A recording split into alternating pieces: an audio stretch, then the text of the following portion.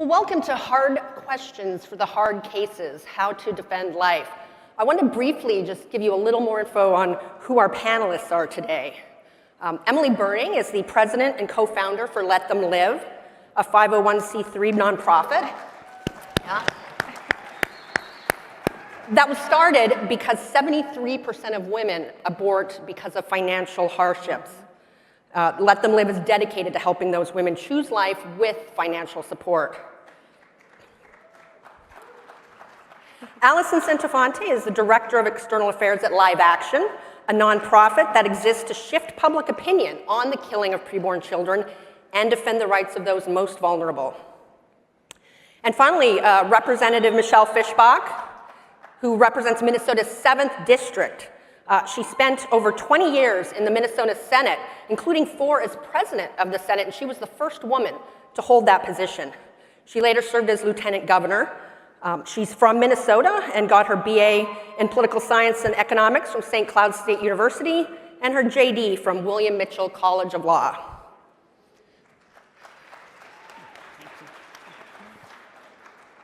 So, I think it's great that CPAC is focusing on the hard questions, the hard cases.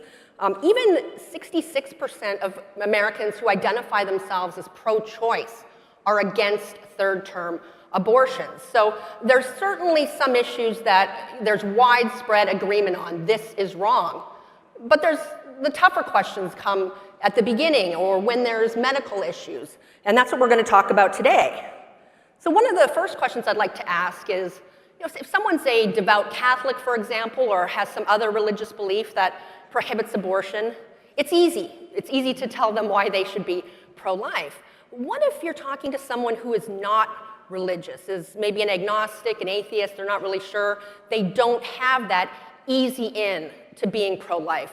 How would you try to convince that person, try to bring them on board? What could you say to that person? And I will just jump in. Yep. First and foremost, I think if it's a religious basis or you're an agnostic, whatever the case is, life is worth protecting. It is worth protecting. We respect one another because it is a life, and it's very important to do that. And I think it's just plain and simple that it's that simple. But in addition to that, science is showing us so much about the humanity of the unborn. Now I will say I'm the oldest on the panel. I have 5 grandchildren and another on the way. And when my children were born, you had those little grainy ultrasounds. And now you've got the 4D and you can see if the baby's smiling, And so science is showing us so much about the humanity of the unborn that it is undeniable at this point that it is killing a human life. And so that is one of the things that you have to talk about, is make sure they understand that this is a human life, and it is certainly, and so much of the time we all probably add a gift from God. Yeah. But it is just simply a human life that deserves to be respected and preserved. Well, that's a great point, Michelle.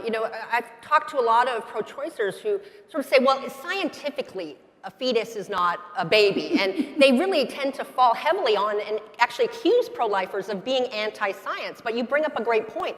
Science is actually helping us understand even better what a fetus looks like, what a fetus goes through, what a fetus feels. Yep. We're getting all that more information. Yeah. Emily, I thought you'd have some great things, because your organization, I understand, is a secular one. Yes, and that was extremely intentional. Let Them Live, we reach so many women. We reach so many different types of women that aren't necessarily, just Christian. And we wanted to be a little bit different.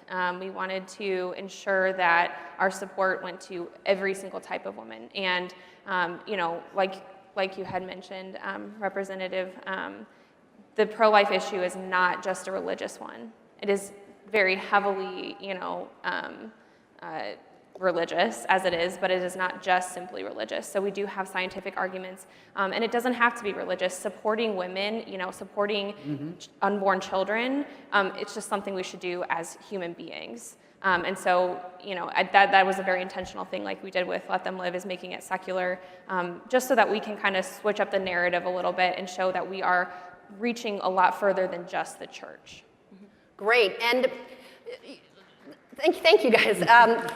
So that was a question I thought was great because we don't hear that perspective a lot. But here I'm going to ask a couple questions that you probably get a lot, and I'd love to hear what you have to say. I'll start with you, Alison. So what about people who say that there should at least be an exception for the life of the mother? What happens if a doctor says, you know what, this pregnancy is too dangerous for you, you may not live through it, it's life-threatening. What do you say then? That's a great question, and we're seeing that come up often. The pro-abortion movement is heading in that direction, always highlighting these life of the mother cases, and I need to frame the argument this way.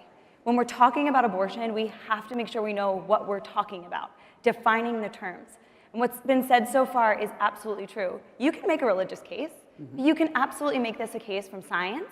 The fact that there's a heartbeat that starts at 21 days, it's detectable at 6 weeks, and at the moment of conception, there is life. That is a unique human DNA, and that is worthy of our protection. It's how we all started, and that's at the core of this issue. Yeah. So with that in mind, knowing that that's a little innocent baby, and then also knowing what the procedure does, I would be remiss if we had a conversation about abortion and didn't share what an abortion is. Abortion is the intentional and direct killing of that innocent baby via starvation, dismemberment. It's violent. It's terrible. And we at Live Action have videos that show a medical animation that change people's minds on this every day. So with that in mind, abortion kills an innocent preborn baby that's often got a beating heart already at 21 days. To the life of the mother argument, I will say this. I thought there were cases too at one point where you had to pick between mom and baby, who's gonna live and who's gonna die. And we have done so much research talking to the world's leading OBGYNs that they say no, absolutely not. Former abortionists have even said no. The goal is to always, should be, to save them both. So if a mother does find herself in a high-risk pregnancy, if she's experiencing preeclampsia, high blood pressure, then if that baby needs to be separated from that mother, the answer, guys, is early delivery, early induction or C-section, not dismembering that child. There is no need to go in and intentionally kill that child. And we have talked to leading medical experts who agree. Now, obviously, if we do an early delivery or a C-section of a baby before viability, the odds are not great that the baby's gonna live, but that is incredibly different than intentionally killing that child. And in fact, I'll end on this. An emergency C-section to help that mother can be done in under an hour or two. A third trimester abortion that occurs after 24 weeks when these high-risk cases can develop takes 2 to 3 days. So you tell me what's safe for that mother if we're really about making sure that they can be separated from their child in order to save their life. So we need to push back on that narrative, always try and save them both, and moms do better when they have a chance to be with that child, see that child, and not end its life. May I just add a little bit Yeah, to of that? course. That was awesome. And I will say from the legislative perspective is when we do talk about those things, they say, oh, it's the health of the mother. And they define that so broadly in legislation that anything can be defined as health. And so it's not an accurate depiction when they say, oh, this legislation will protect women when it's the health of the mother. It's not. It just opens it wide up. That's so a great that's point, one of the Representative. fallacies that they can We talk about Roe v. Wade all the time, and I think everyone in this room Yep. is aware. There was a video last night, Roe v. Wade, all of that kind of stuff we know. But there's also Doe v. Bolton, which defined life and health of the mother so broadly to include financial, psychological. That's why we saw last year in New York the Reproductive Health Act. It was for any reason. And the left often asks us, I'm sure Emily and you guys get it too, why are you saying abortion is legal up to birth for any reason? And it's because of Roe v. Wade and Doe v. Bolton. It changed the game, and now you can get an abortion for literally any reason. Yeah, that's actually an important point too. Is I find liberals often try to redefine terms to win since they can't win in the court of public opinion. And I think we've seen that with immigration, for example, on what counts as seeking asylum. We now have, financial reasons as an asylum seeker. And of course, originally a refugee was someone fleeing political persecution. So, they can't win with the public. They will redefine the term. So I think that's a great question. Since we're sort of focusing on the science right now, I'll ask this now. And so what if the doctor tells the mother, this baby is going to be born, would be born with serious disabilities or serious developmental issues. Either the child will likely die very quickly or will have a horrible, burdensome life. What do you say then? Who wants to? Yeah, I have comments. I'd be interested if Emily has met any moms that have experienced that. But, we've talked to women who've had those fetal abnormality diagnoses. Maybe it's Down syndrome, or maybe it's anencephaly. You guys remember Zika, and we were talking about that, babies with really, really small heads and what to do there. And that's a very sad diagnosis. But we absolutely have to acknowledge the right of that child. That is a human being worthy of our legal protection. And also look at what the studies show is best for mothers. Mothers that have the opportunity to provide what's called perinatal and palliative care. So you treat the womb as a hospice. In the same way, if you have an elderly parent who is on hospice and you just eliminate pain and you keep them comfortable, perinatal and palliative care is the same way with a baby. You keep them comfortable, you eliminate pain, and you keep that pregnancy to go as far as you can. And then if early delivery or natural delivery happens, you are able to take care of and provide comfort and be with that child, even if it is, like you said, Kelly, for only a few hours. And there's a beautiful story about two sisters who were both pregnant. They both actually had the same diagnosis in utero of a fatal abnormality. One chose abortion and the other chose perinatal and palliative care. And this sister said, I have memories to share and a story to tell. And this one said, and I have a secret that I don't That's share. powerful. And that struck me as these moms, these families do better when they can deliver that baby, hear their little voice, take pictures, imprint those feet, and remember them. So that always struck me. That was beautiful. And I would say sometimes those diagnoses can be wrong. We'll hope and pray for that. But if it is right, perinatal and palliative care is the way to go. It's better for baby and mom.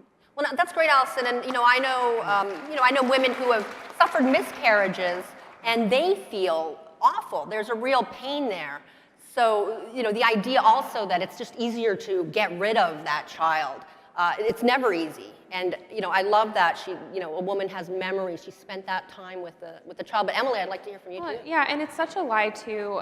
We experience this in our culture. Abortion is so available, and women are told, you can have this abortion. It's going to be over with. It's, one and done. You'll never have to think about it again. And that is such a lie. Oh my gosh, that is such a lie. Because when women have abortions, there are mental, physical, emotional. There are some major, major consequences to abortion that nobody in the abortion industry wants women to know, because they are making money off of women and they don't care about women. So women walking into that abortion, maybe they have a past trauma that happened to them. Maybe they are dealing with a situation where their child is going to be born with a fatal deformity. Now, not only are they having to go through that, and if they choose to abort, they are also going to have to deal with the abortion on top of that.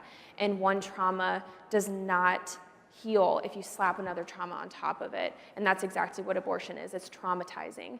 And so we have to just dispel, this idea that abortion is this quick solution, just the easiest solution to all of our problems. And that's something we see with the Let Them Live moms, and all of the moms that we encounter is they've bought into, or they've been told this lie that abortion is this quick fix and it'll just be gone.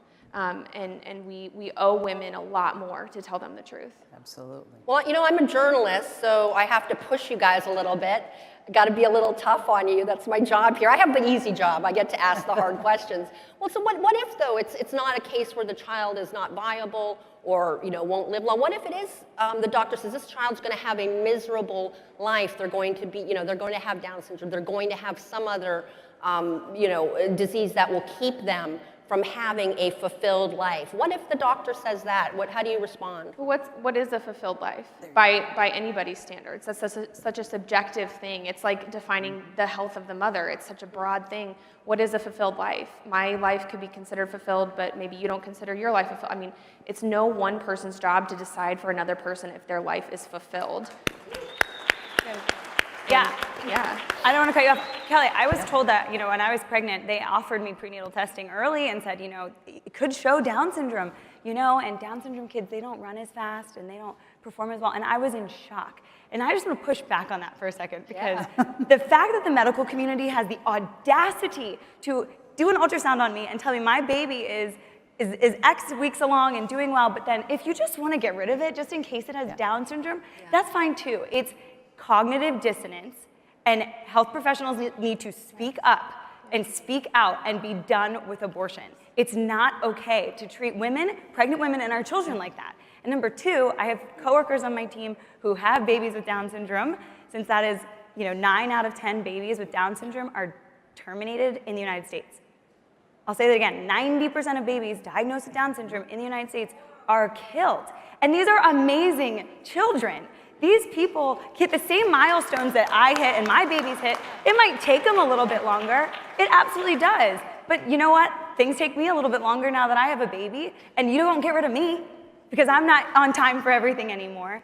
And so we got to speak up and defend these vulnerable demographics like those with Down syndrome or other disabilities that are available, you can see on ultrasound.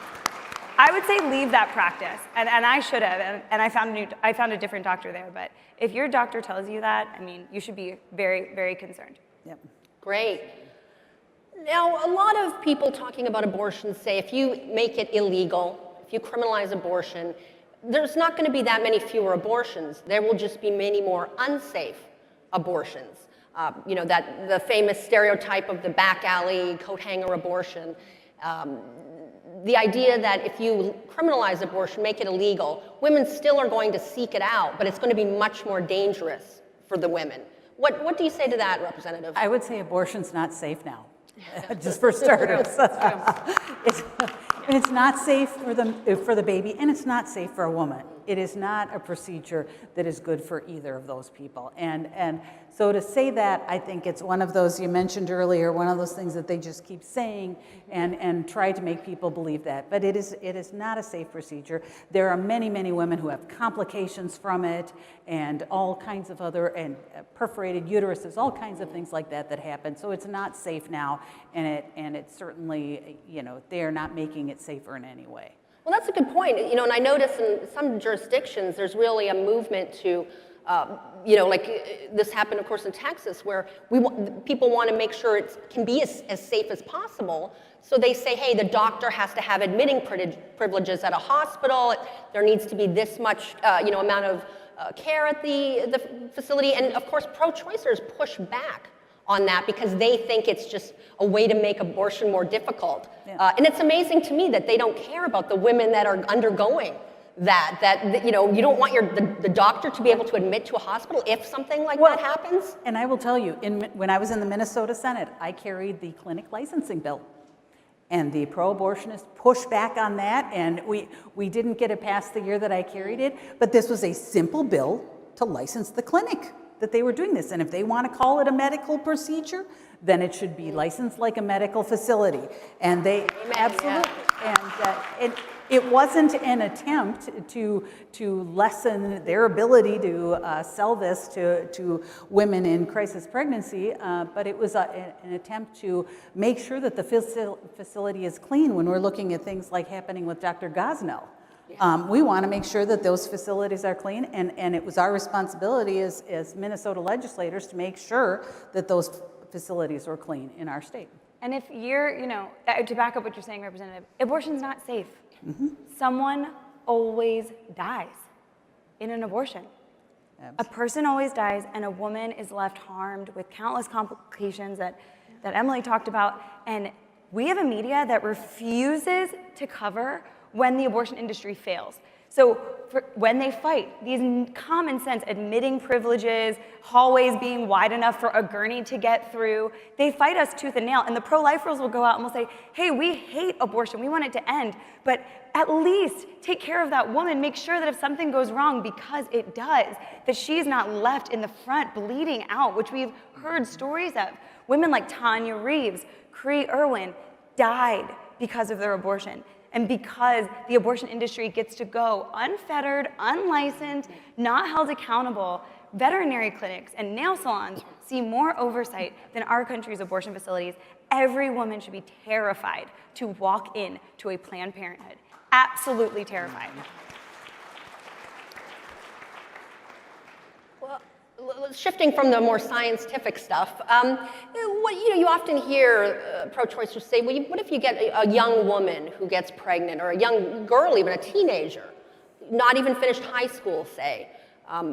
They say this girl's making a choice between getting an education and actually being able to take care of herself in life and being able to have that baby. I mean, those are the sort of the choices that they say. And of course, often, girls in that situation, maybe their parents are also trying to pressure her to have an abortion. They think having a baby will ruin her life. Often at that age, the guy is not really in the picture. He's reluctant. He's probably putting some pressure on her as well. What do you say to that girl, Emily? Yeah, well, this is something we unfortunately have to deal with every single day at Let Them Live and other crisis pregnancy centers as well. Anybody that is helping women with these decisions. The one thing that I want to say, if I could say it, is circumstances are temporary and abortion is permanent. Yeah. And That's great, yeah. That's Great good. line, yeah.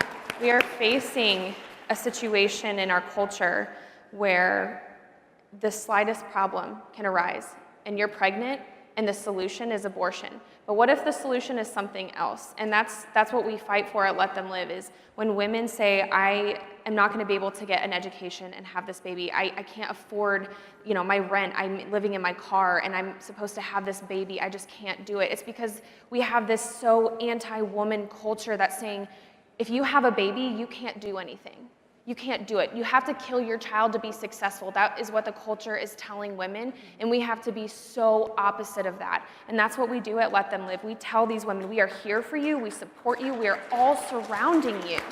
And we love you, and we love your baby. And your circumstances right in this second, those temporary circumstances, do not define you as a mother. They do not define you as a person, and we will help you get out of that so that you can make a life-affirming decision. And I mean, like I said, this is something we deal with all the time, and hearing stories of Let Them Live moms who have been at the lowest of their lows, facing pregnancies where their husband or the baby's father leaves them and they have no family and they are just scared and they have no resources. That's when we show that we're there for them. And tonight, Let Them Live, we're premiering our documentary at 6:30 p.m. and you will hear stories of Let Them Live moms who were at their lowest point with no hope, with abortions scheduled, about to commit suicide because they couldn't handle the decision that they felt like they had to make. We don't want women feeling like they have to be backed into a corner, and that corner being abortion. We need to give them more options, and more options means stepping up for them financially, stepping up for them with resources, love, emotional support, just surrounding these women. And politics is downstream from culture. So if we expect to change anything, we need to change the culture, and that starts with letting women know that we are here for them. Yep. That's great, Emily. You're so right about culture.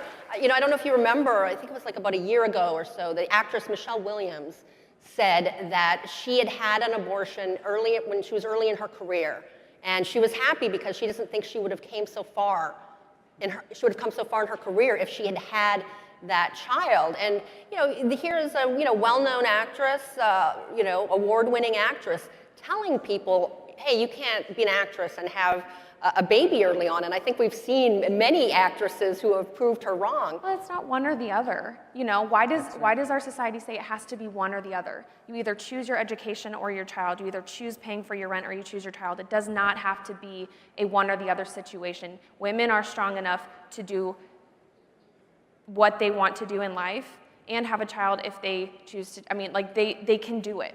Mm-hmm. And this culture is telling women, no, you can't. And we're telling them, yes, you can. Yeah. And the only people that are telling women that are Michelle Williams, the pro-aborts, are the only ones telling women, hey, you can't do it all. Right. The people that aren't helping them. That's right. And you're going towards politics, and I want to say, here, you guys are here because you care about politics. I want to remind you, who makes money? When a pregnant woman walks into Planned Parenthood, they see money. When they walk into Let Them Live, Live Action, a pregnancy resource center, we're like, let's just help you.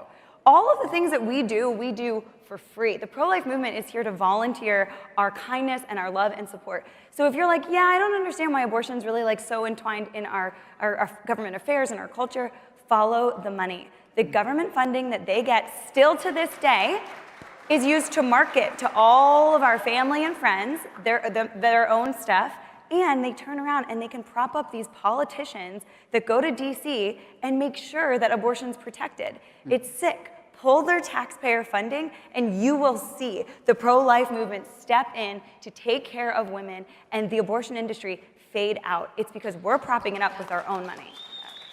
Well, I have to say I had a few more hard questions to ask you, but our time is up. But I have to say, you ladies, lovely ladies, answered every question with aplomb, and I can't imagine somebody coming away from talking with one of you without having their hearts changed and their minds. So thank you so much to the panelists.